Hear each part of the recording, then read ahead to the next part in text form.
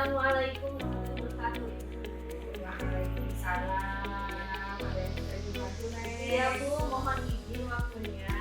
Saya mendapatkan tugas dari CPP Angkatan 11 untuk mewawancarai kepala sekolah hari ini.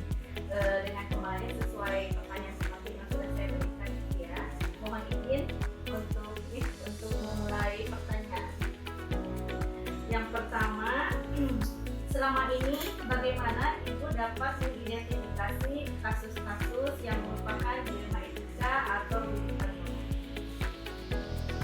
Mungkin jawabannya seperti ya.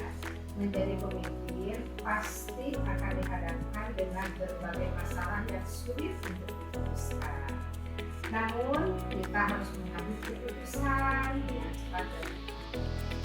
Meskipun begitu, kita tidak bisa langsung memutuskan sesuatu tanpa mengidentifikasi akar masalah, dan kita juga harus mendengar masukan dari berbagai guru-guru yang ada di sini. Jadi tidak bisa mengambil langsung keputusan. Harus dulu bermusyawarah. Pertanyaan yang kedua ya. Selama ini bagaimana Ibu menjalankan pengambilan keputusan di sekolah Ibu, terutama untuk kasus-kasus di mana ada dua kepentingan yang sama-sama benar atau sama-sama mengandung nilai kebajikan? Sebagai kepala sekolah, kita harus melihat situasi dari berbagai sisi, bukan hanya satu pelajaran. Biasanya ibu meminta masukan dari wakil kepala sekolah, kemudian mendengar berbagai masukan juga dari yang lainnya. Baru ibu akan mengambil hal yang terbaik untuk suatu keputusan.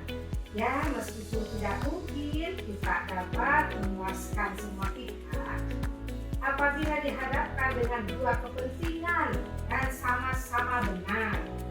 Di sini ibu akan mengambil keputusan sesuai dengan aturan yang biasanya disepakati bersama. Berarti ada kerjasama kolaborasi dengan dewan guru di sekolah ya? Iya, Betul, saya ngerti masalah. Oke, selanjutnya yaitu langkah-langkah atau prosedur seperti apa yang biasa digunakan selama ini? Mungkin di sini ibu akan mencoba memahami kasus yang terjadi, kemudian mengumpulkan wakil kepala sekolah untuk mendapatkan masukan. Nah, setelah itu ibu mengadakan rapat bersama guru-guru dan tenaga pendidikan yang ada di sini.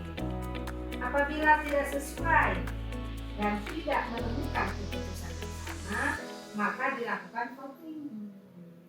Dengan begitu, keputusan diambil dengan catatan, dilaksanakan dengan penuh tanggung jawab setelah suatu hal disepakati bersama. Jadi tidak ada alasan untuk tidak mengupatinya, karena itu sudah sesuai dengan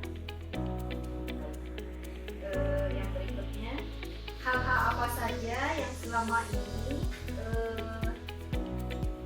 Ibu anggap efektif dalam mengambil keputusan pada kasus-kasus dilema etika?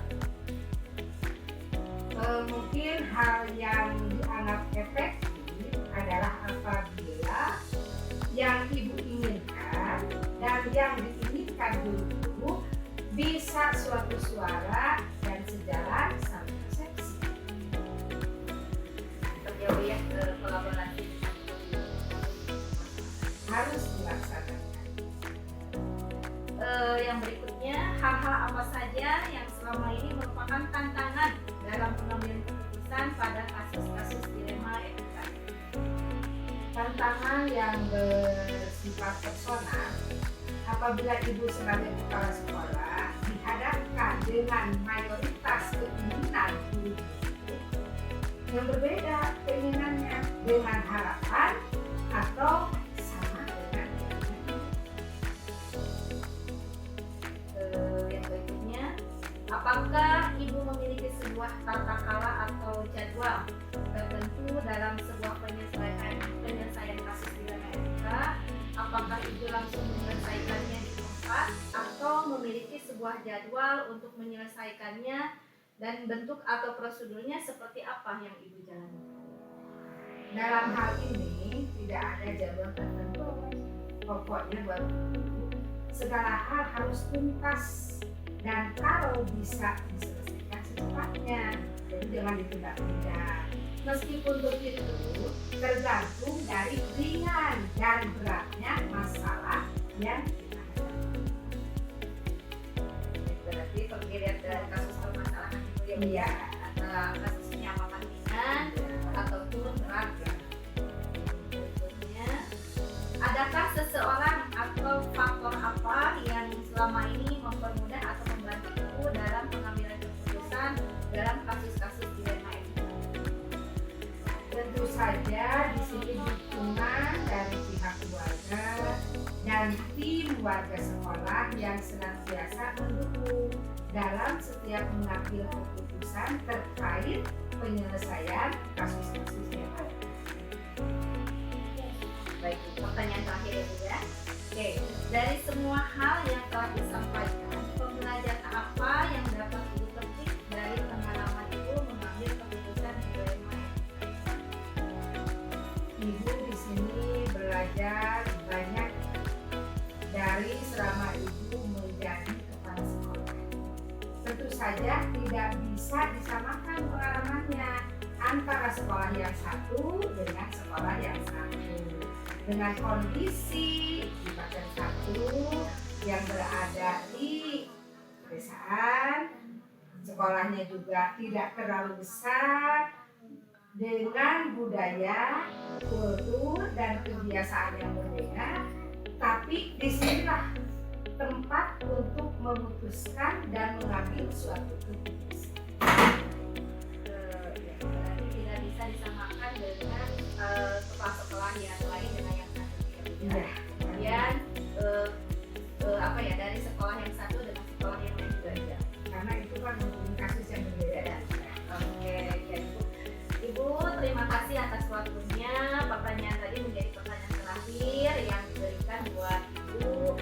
Semoga ini menambah wawasan dan pengetahuan bagi saya tentang ya, kasus-kasus di kepala di lingkungan atau sebagai kepala sekolah untuk menangani permasalahan yang dihadapi.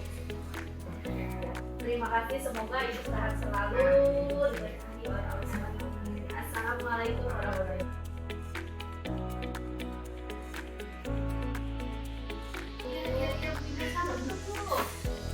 Mohon izin Bu atas waktunya. Kebetulan hari ini saya ada tugas CGP untuk mewawancarai kepala sekolah tentang bagaimana cara mengatasi permasalahan yang ada di kepala sekolah. Jadi mohon izinnya Bu, kemarin kita sudah ngasih itu ya Bu ya, saya nge-share apa-apa saja yang sudah menjadi acuan kita ajukan. Silakan Bu ya. Pertanyaan yang pertama ya Bu ya. Selama ini nih, bagaimana Ibu untuk mengidentifikasi kasus-kasus yang merupakan dilema etika atau rujukan moral? Ya, ketika saya sebagai lingkungan, tentu saja kasus-kasus yang terjadi di sekolah itu beragam gitu ya. Ada yang masuk kriteria dalam kasus dilema etika, ada juga kasus yang masuk dalam kategori rujukan moral. Misalnya yang saya pahami dan saya ketahui, kalau kasus dilema etika itu ada dua kepentingan, di mana kasus tersebut pihak satu dan pihak dua sama-sama benar kalau dilihat dari kacamata kebenaran ya. Kalau yang rujukan moral itu sebaliknya yang satu ada yang benar, yang satu salah. Jadi sangat kontras sekali perbedaan dilema etika dan rujukan moral itu ya Bu. Jadi kita dalam satu kurun waktu itu kasus-kasus yang terjadi pada sekolah kita itu ada beberapa kasus yang masuk dalam kriteria dilema etika, ada juga kasus yang masuk sebagai bahan evaluasi dan bahan refleksi diri juga Bu. Yang kedua, selama ini bagaimana Ibu menjalankan pengambilan keputusan di sekolah Ibu, terutama untuk kasus-kasus di mana ada dua kepentingan yang sama-sama benar, terutama atau sama-sama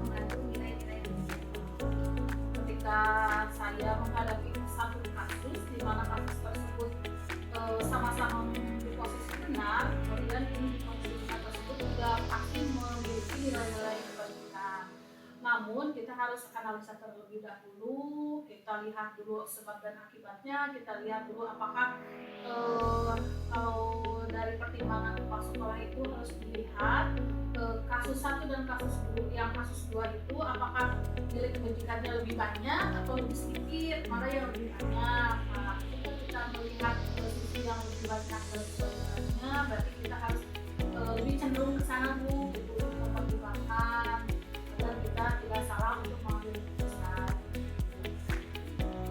Nah, yang berikutnya adalah langkah-langkah atau prosedur seperti apa yang bisa dilakukan.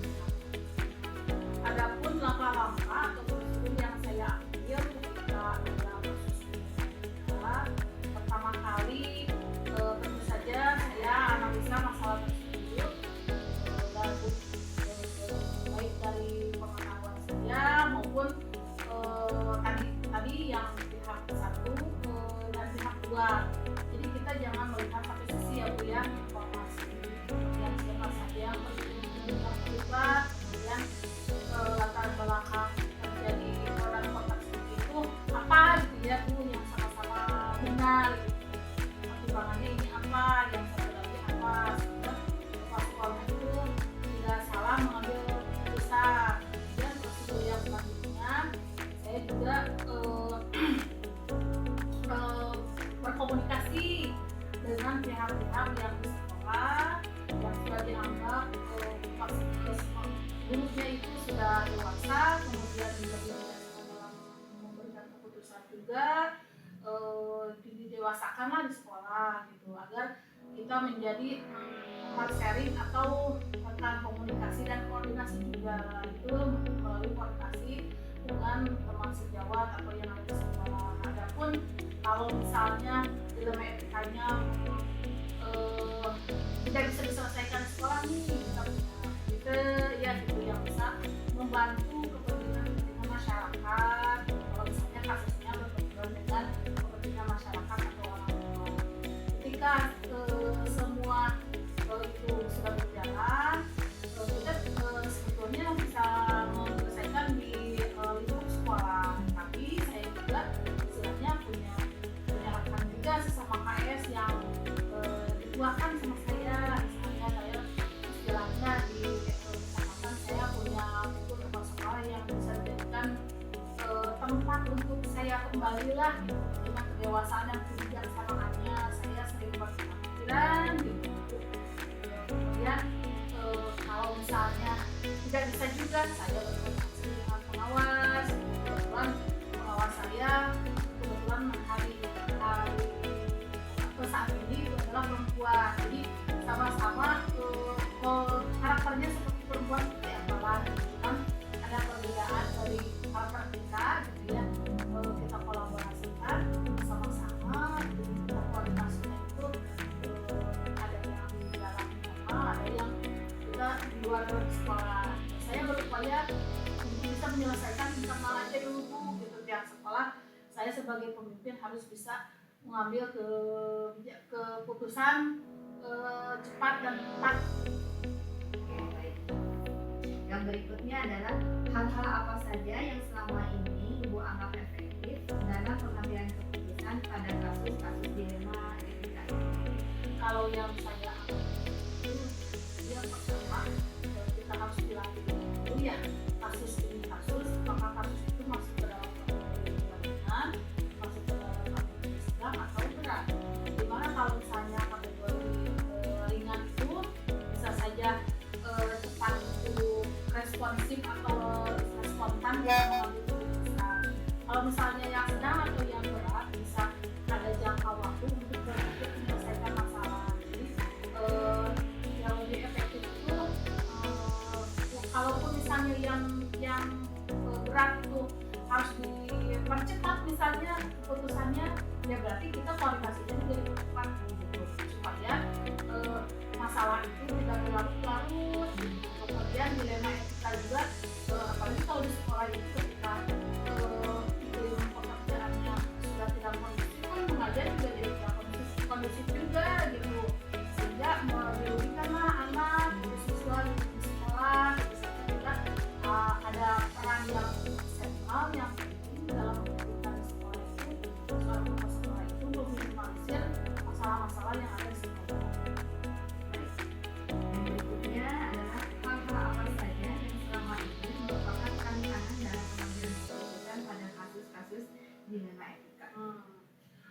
tantangan Bu, yang paling berat itu ketika dilema etika itu adalah satu kasus di mana ada dua belah pihak yang sama-sama benar.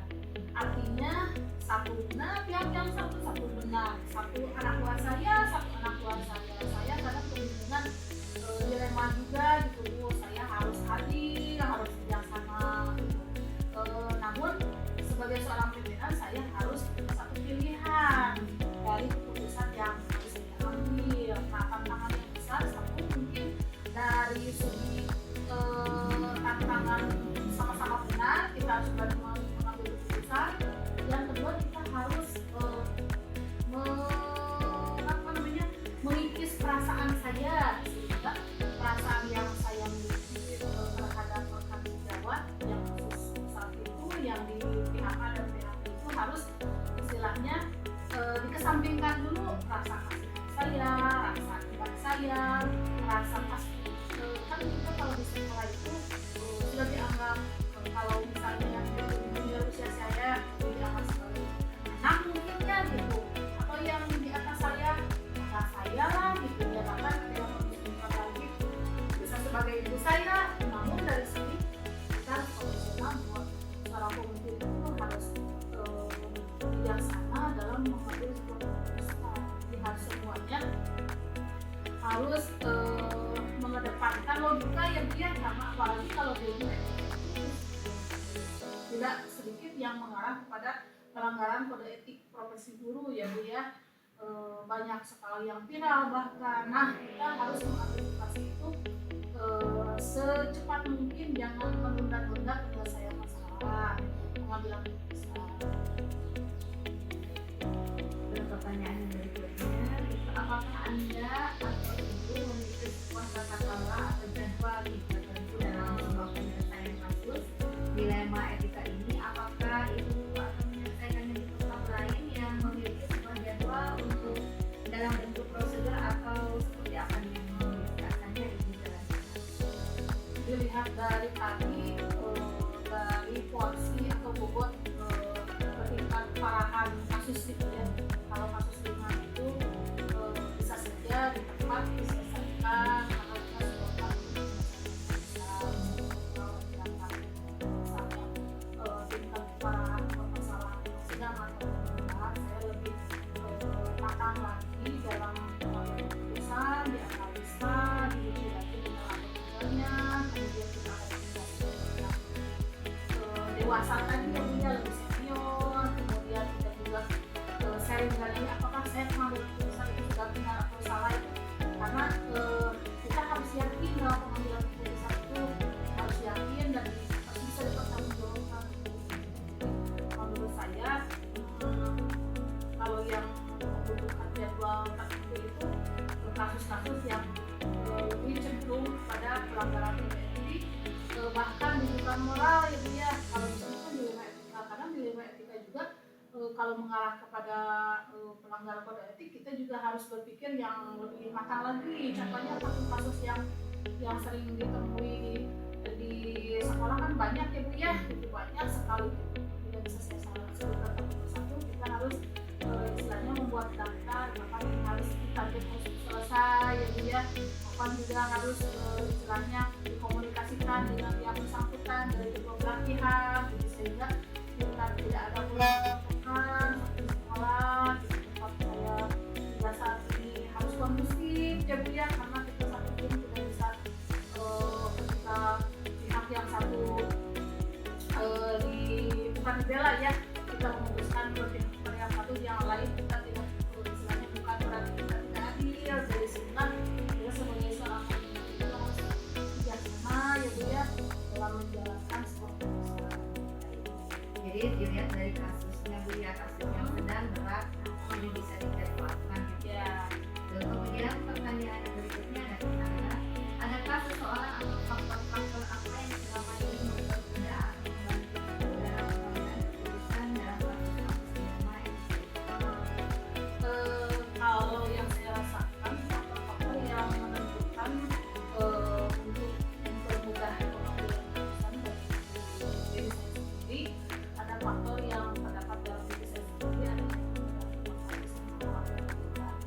kalau dari saya sendiri, motivasi saya sebagai pimpinan itu harus cenderung lebih bijaksana ya Bu, dalam apalagi dalam dilematika itu benar dan benar.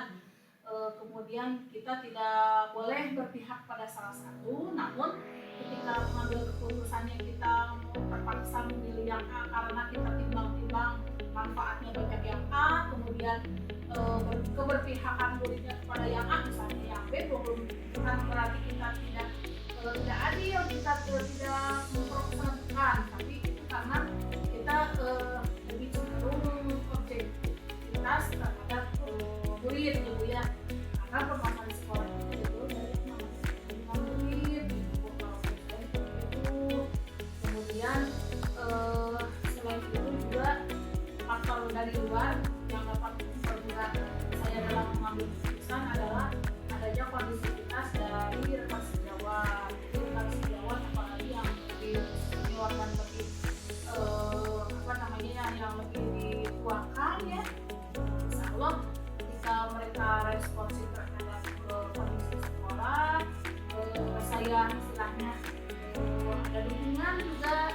Kemudian selain dari itu dari pihak orang tua, dari komite, bahkan dari keluarga sendiri, terutama dari suami yang selalu menjalankan anak istrinya yang saya sendiri.